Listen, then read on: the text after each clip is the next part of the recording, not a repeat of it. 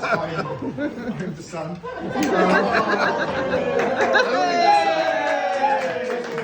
But I've been asked, so Mum and Dad are going to cut the cake, and then I should say a few words.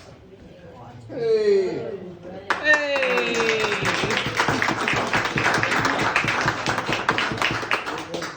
Okay, well, it would be nicer to have Mum's granny present here as well.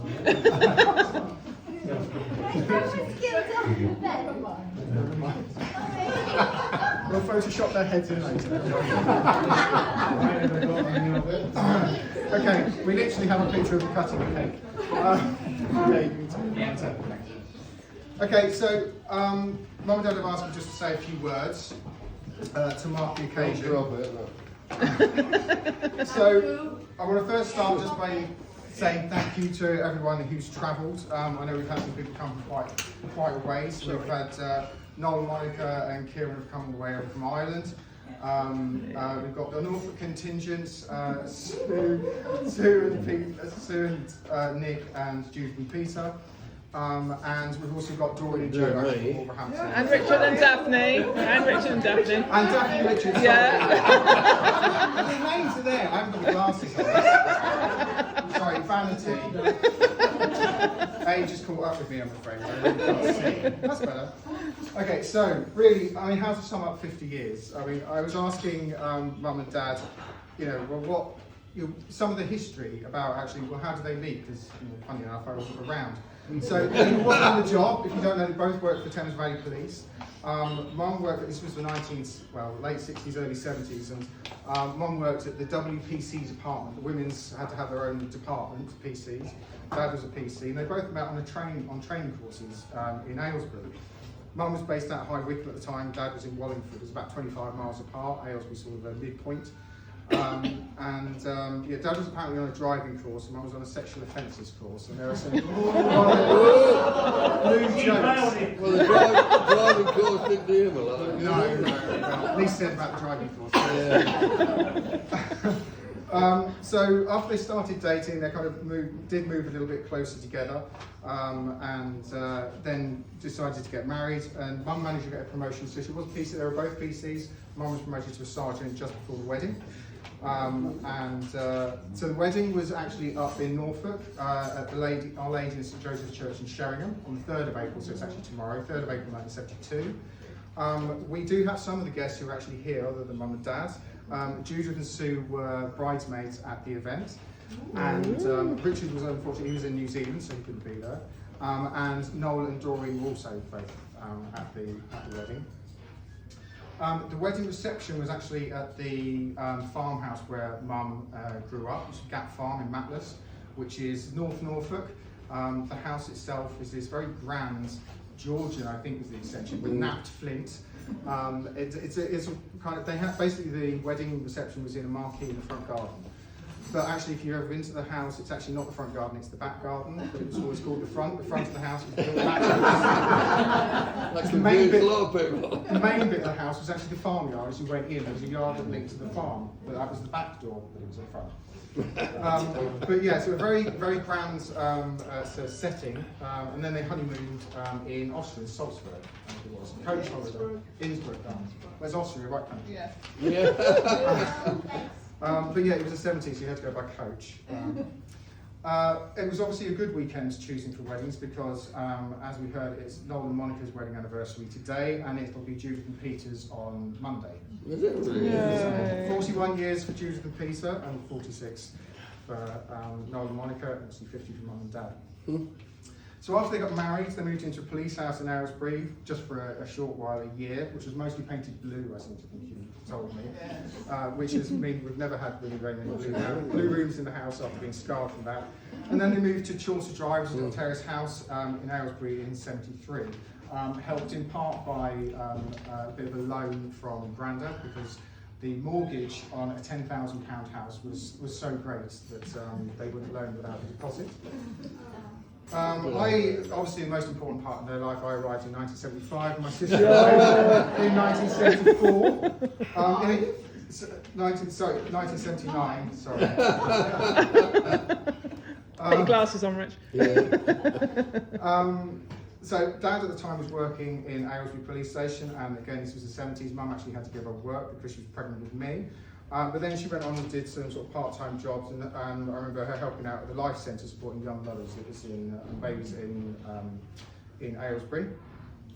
The church in Aylesbury was a very big part of the life. The church was St Joseph's in Aylesbury. It's on the High Street. It's still there, just about. It nearly got demolished, but it's still there. And I know they still have many friends that are still in touch with here, and we have something to hear from them. After there, we moved to Great Lane in Bearton, which is 3 years. It's just a village just outside. But this was the mid-80s, big housing boom, and they went and renovated this between the wars, semi. Putting in lots of lovely 80s features, which now you'd go in and rip out again, I'm afraid.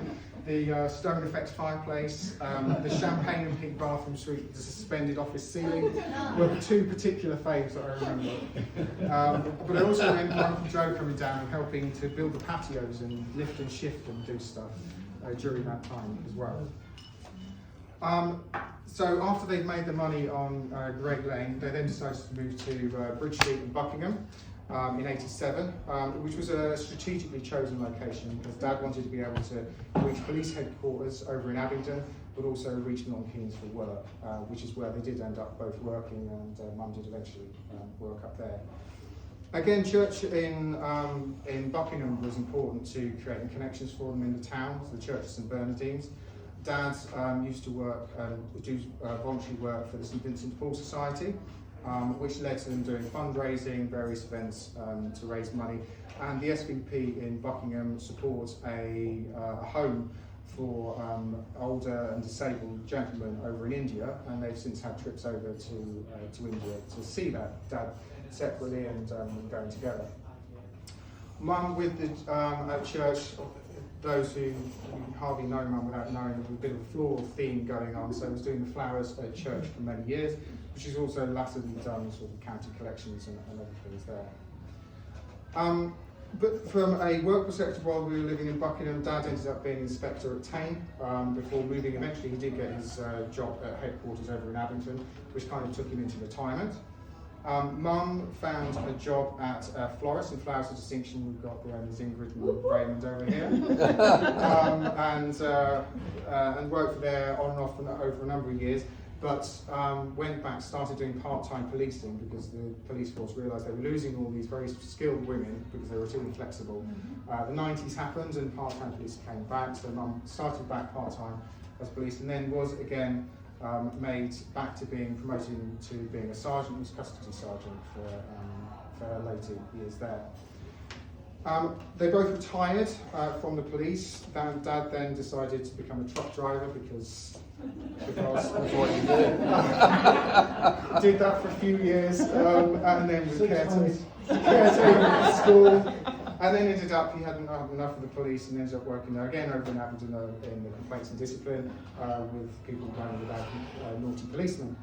Mum was very involved in Buckingham Flower Club, doing various flower shows, the Glen show that they've done a number of times, and NAFA shows, and also doing fraud things at Westminster Abbey, and that was quite a big highlight. So retirement certainly hasn't been quiet for them. But then I was thinking, well, what actually is it that's made them successful to manage 50 years without first killing each other and actually being able to still be on civil terms? And I think really it comes to a couple of things, that it's about having kind of shared and joint adventures and finding some common ground. They both have loved travelling, they've done a lot of holidays to the places like Canada, India, the Caribbean, Grenada are a particular favourite, Madeira, Italy, and the list goes on, you get the idea. As well as they both actually like opera, so they go to opera, the theatre. If they're going to the theatre, it does tend to be operas. Okay. So join the ventures. I think there's some sort of very much shared values. They have similar outlooks in the world. Not always. There are certain topics that political topics you might not broach, but sometimes I'd say it's some that was that they actually have complementary interests, but sometimes they've got contradictory or contrasting approaches. So, for example, they both are interested in like kind of growing things, the sort of green-fingered element. Mums would be translated into yes, flower arranging, but also gardening. I mean, in a mum's garden, it's about flowers and borders and softness and shapes and curves, flowing lines, all that sort of stuff. Dad's green fingers is more about straight lines, order, it's an allotment, it's this, it's that, it's very much order. And using your hands. Mum was very, again, flower arranging, but also the artful application of flower arranging. So that's how she's, and not just about flowers, but just art in general. We've got a, Kate and I have got a plaque on, a picture on our wall that was made by Mum.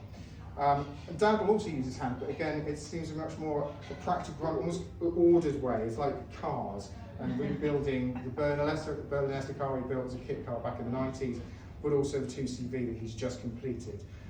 But it's also, again, it's a bit like the gardening, it's quite directed, that 2CV, you can only make a 2CV one way, otherwise it's not 2CV. Whereas you can approach an artful installation in a million different ways. So they're similar but different. And then another thing about food, Mum is a great cook, Dad likes eating it. However, I think sometimes this joint complementary, it doesn't always work, because trying to find a film they both enjoy is nigh impossible. So Dad is far more about the higher the body count, the happier he is. Mum more about sort of angst-ridden dramas is more her cup of tea. I thought it was James Bond. Well, yeah, try and get Mum to watch a James Bond film. Oh No, I thought she Never, did. no. Molly loves James Bond. I never did.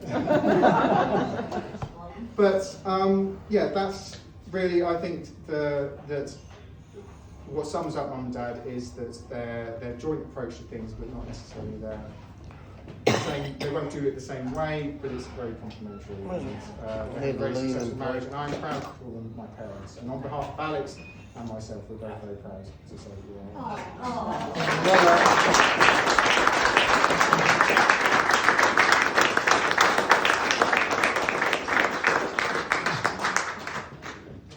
I think that's Over to him now, to the client. yes. Oh, yes.